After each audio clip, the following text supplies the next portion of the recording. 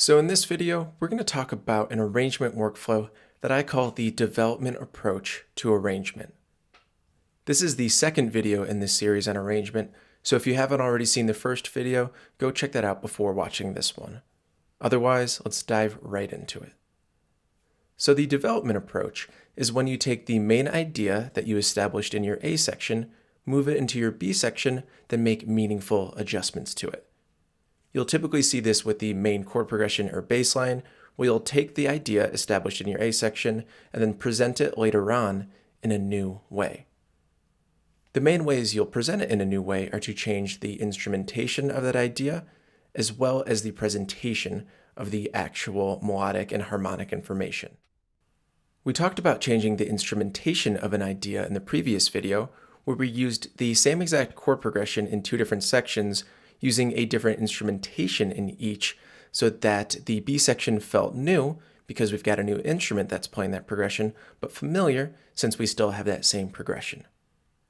You can also change the presentation of that idea. You can make meaningful changes to the way that those chords or that bass line is played.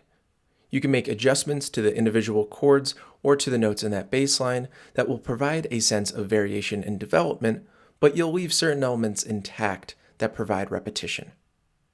For example, if you've got a 4-chord progression in your verse, you could move that into the chorus and change one or two of those chords. This will create development that is natural, since the chorus idea is rooted in the idea established in the verse, but also exciting, since the chord progression has been changed. To reiterate, the development approach is when you take the main idea established in your A section and present it in a new way. Most songs will use a combination of both types of rephrasing, changing the instrumentation of that main idea, then making meaningful adjustments to that actual progression or bass line to add development and make it work better in context. So when should you use the development approach? In my opinion, this approach is more or less the Swiss Army knife of arrangement techniques. It works for just about every situation. It's the most common technique in electronic music and serves well for pretty much every style. So again, the basis for this technique is to take the main chord progression or bass line used in your A section, move it into the B section, and then change the way that idea is being presented. Let's look at an example of this technique in action, and then we'll talk about specific techniques you can use to apply this workflow. So we're back in the same track that I had in the previous video of this remix I'm working on. I've got a pre-chorus and a chorus here, and I created this chorus using the development approach. Let's take a listen to this in the track, and then let's talk about what's going on, how I was able to build out of this verse and pre-chorus section into the chorus in a way that made sense, but was also exciting.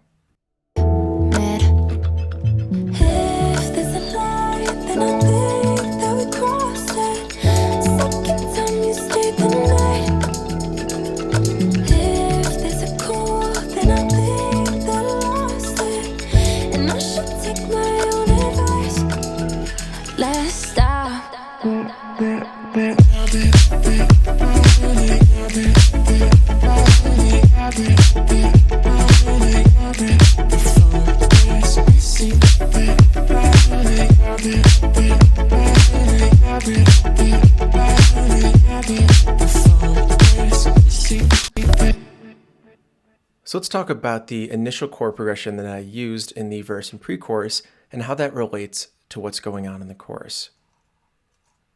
So the chord progression that I used in this verse and pre-chorus is the same exact progression that I had in the third pre-chorus that we checked out in the previous video, so I'm not going to dive into it too deep.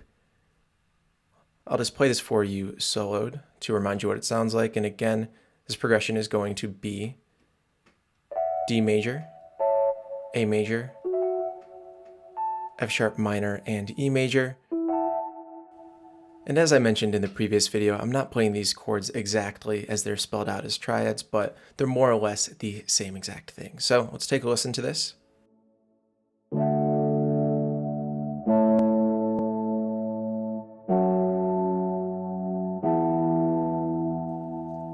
So this chord progression sets the foundation for the verse and pre-chorus. There are other elements that are playing off of this chord progression. We've got a few more layers.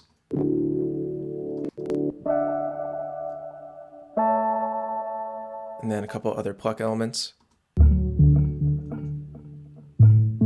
But otherwise, this is the harmonic foundation for my verse and pre-chorus, this simple 4-chord progression. So this moves from the pre-chorus into the chorus, where a lot of the instrumentation is changed, but I carry over a lot of these central harmonic ideas. So let's take a look at the main chord progression that I have, and that's going to be built out of this chord stack. Let's just take a listen to it by itself.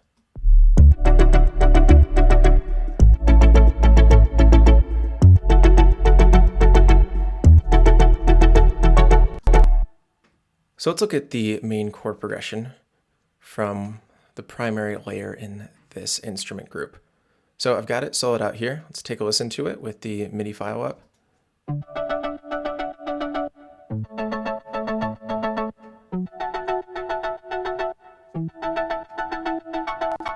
So what exactly is going on here? Clearly this is different from the chord progression that I had earlier.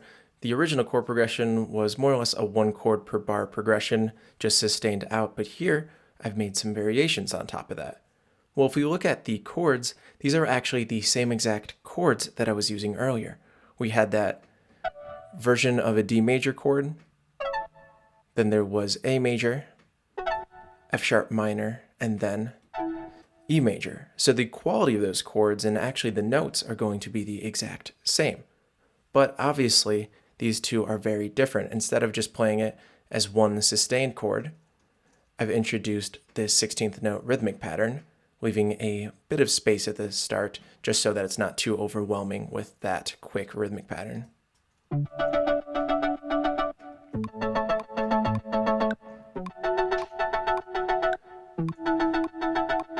So what's the point of doing this?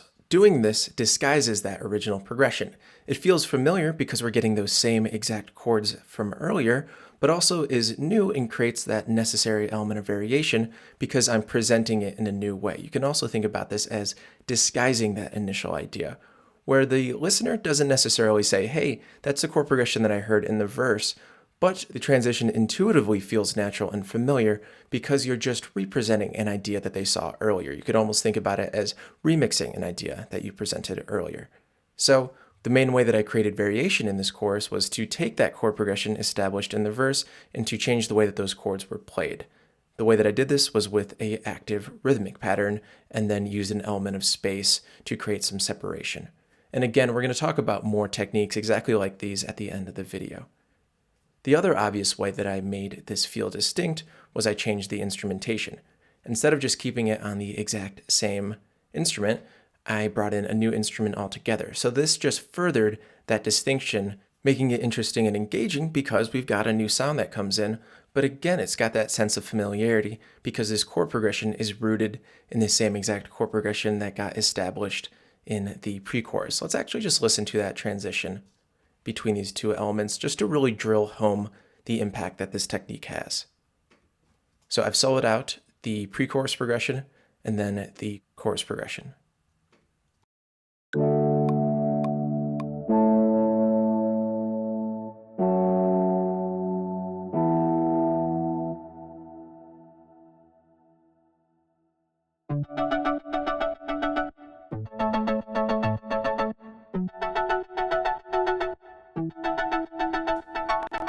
So just soloing out those two things makes this transition make a lot of sense. It's sometimes tough to tell how a transition works well in a song because there are so many other things that are disguising all of the main elements. That's why it is so helpful to view the arrangement process through the lens of a songwriter, because all you have to do is really focus on the chords and melodies and then fill in the blanks later with the production. So to recap, the main idea behind the development approach to arrangement is to take the main idea that you've established in one section, move it into a different section, and then make changes to the instrument, and then also to the way that that idea is presented, changing the way that those chords are played, changing some of the individual chords, or changing the way that that bass line is played if your A section is being rooted by a bass line. So that is going to be it for this breakdown. Let's dive into some more specific examples about how you can create that development and rephrase the presentation of an idea from your A section into your B section.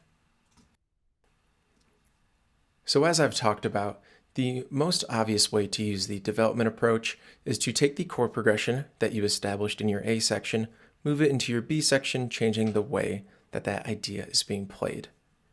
So let's talk about some useful strategies to be able to develop and add that variation to your A section chord progression. So the first way is to change one or two of the chords in that progression. You can utilize the same rhythm and pattern, substituting in new chords that change the feel and character of that progression. For example, if your progression in your verse goes 1, 3, 6, 4, your chorus progression could be 1, 3, 2, 5. You'll notice that I changed the final two chords and kept the first two the same. This will create repetition that makes the second progression feel familiar, but also variation that makes it exciting. A powerful part of strong songwriting is that balance between familiarity and excitement. So this is a great way to be able to achieve that development. In terms of the chords that you can use, the simplest substitutions are going to be diatonic substitutions. These are different chords that naturally occur in the key that you are writing in.